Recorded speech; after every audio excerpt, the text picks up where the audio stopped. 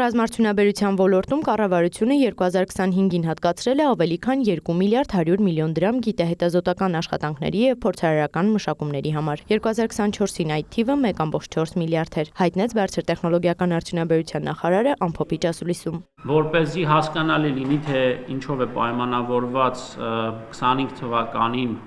ավելի քան 50%-ի չափով այս ոլորտում ֆինանսավորման և ծրագրի կատարողականի ավելացումը, դրանք այն հիմնավոր, մեզ համար ոչ պարզունակ, կոմպլեքս բովանդակային բարեփոխումներն էին, որը եկել և մեծացրել է այս ծրագրի գրավչությունը ռազմարդյունաբերական ընկերությունների համար։ Նախորդ տարի մի քանի ընկերություններ ռազմական արտադրանք արտահանելու լիցենզիա են ստացել պետության կողմից։ Առաջնահերթությունը մեր ռազմարդյունաբերական ընկերությունների կողմից միջազգային համագործակցությունների հաստատումը և սա գաղտնիք չէ։ 25 թվականին ռազմարդյունաբերության կոմիտեն գործարկել է CAMT հարթակը Cooperation Armenia Military Technology և կազմակերպել է CAMT France և CAMT India գործարար համաժողովները։ Դրանց շրջանակում տասնյակ առաջատար ռազմարդյունաբերական ընկերություններ Ֆրանսիայից և Հնդկաստանից ժամանել են Հայաստան, տեղում ծանոթանալու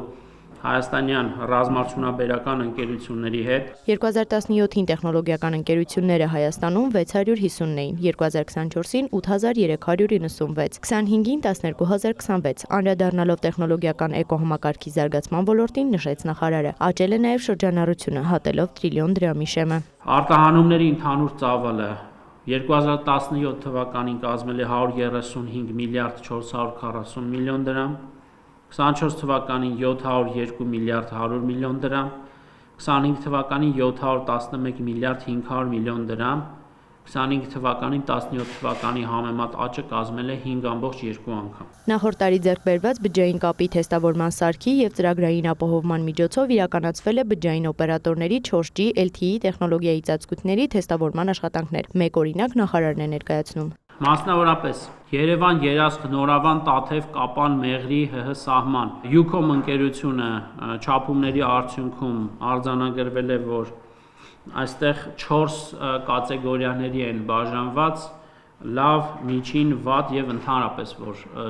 ծածկույթ չկա տվյալ հատվածում։ Այս հատվածում 48% լավ արդյունք, 19% միջին, 11% վատ, 22% ծածկույթ չկա, թիմը 47% լավ, 18% միջին, 12% վատ, 23% ծածկույթ չկա, Vivan 55% լավ, 22% միջին, 10% վատ, 13% ծածկույթ չկա։ Այս ոլորտում կարևոր քայլերից Մխիթար Հայրապետյանը նշում է տեսալսողական մեդիայի օրենքում փոփոխությունները, որն այժմ ազգային ժողովում է։ Մանրամասնում է փոփոխությունների նպատակը տեղեկատվական անվտանգության սպառնալիքները չեզոքացնելն է, ոչ թե գրաքննությունը։ Անգամ ընդդիմությունը, որը շատ բուռն էր արձագանքում,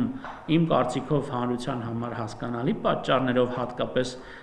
օտարերկրյա հեռարձակողների միջոցով Հայաստանի ներքաղաքական կյանքին խառնվելու դրույթներ ընդդիմությանը խառնվելու առիթ տվել։ Անգամ իրենք արձանագրում էին, որ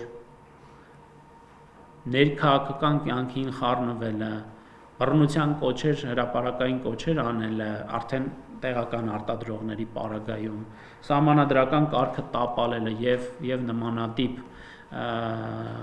բովանդակությամբ հեռուստածրագրերը և հաղորդումները չի կարելի հեռարձակել։ Նախարար Հայրապետյանը անդրադարձավ նաև օգոստոսին Վաշինգտոնում ստորագրված հուշագրին կիսահաղորդիչների և արհեստական բանականության ոլորտում։ Այդ փաստաթուղթը հիմք դարձավ, որ կառավարությունը ամերիկյան, սակայն հայ հիմնադիրներ ունեցող Firebird-ը Nvidia-ն հայտարարեն Հայաստանում արհեստական բանականության տվյալների կենտրոն ստեղծելու մասին։ Դրա համար Firebird-ը պետք է ներդնի շուրջ $500 միլիոն։ Մինչդեռ Ամերիկայի Միացյալ Նահանգների փոխնախագահ JD Vance-ի այցի ընթացքում հայտնի դարձավ, որ ընկերությունը դիմել է նաև երկրորդ փուլի իրականացման համար, իսկ այդ պարագայում ներդրման ծավալը կհասնի շուրջ $4 միլիարդ։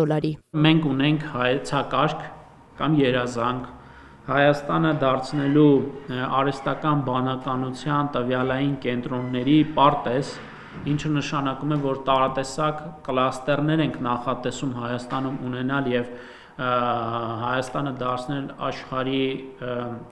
առաջատար երկրներից մեկը հենց իր ԱԲ հաշվողական ռեսուրսների ծավալով։ Այստեղ հարց է առաջանում, արդյոք Հայաստանի էներգետիկ ռեսուրսները կարող են բավարարել այդ ծավալները։ Վերջին ավելի քան 1 տարվա ընթացքում կառավարությունում անդադար ինտենսիվ այս քննարկումները ընթանում են եւ նաեւ սրանով են պայմանավորված ընդհանրապես տրանսֆորմատիվ էներգետիկայի վերաբերյալ հատկապես վերջին շրջանում մեր ակտիվ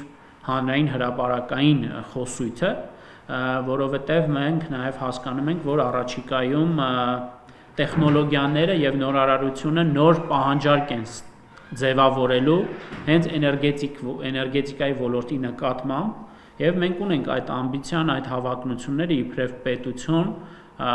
սեփական կարողություններով բավարարելու։ Նախարարը նշում է, տարբեր ընկերություններ փնտրում են բավարար էներգետիկ ռեսուրսներ ունեցող երկրներ ներդրում կատարելու համար։ Հայաստանն օրինակ դրանցից մեկն է եւ այժմ գործուն քայլեր են արվում էներգետիկ կարողությունների հզորացման համար։ Վերջին շրջանում միջուկային քաղաքացիական էներգիայի ոլորտում իր նոր ծրագրեր, նոր ներդրումներ ներգրավելու առումով եւ թե վերականգնվող էներգետիկայի ոլորտում կանաչ տեխնոլոգիաների միջոցով նաև հավելյալ էներգիա կուտակելու տեսանկյունից չեմ բացառում նաև ապագայում որևէ տեսակի, որևէ ձևաչափով խաղաղության խաչմերուկի շրջանակում տարածաշրջանային ձևաչափով նախագծերի իրականացնում։ Այնուամենայնիվ այս փուլում ըստ նախարարի մեր ունեցած ռեսուրսներով էլ համարվում ենք գրավիչ երկիր։ Էմմա Վարդանյան, Սերյան Անտոնյան, լուրեր։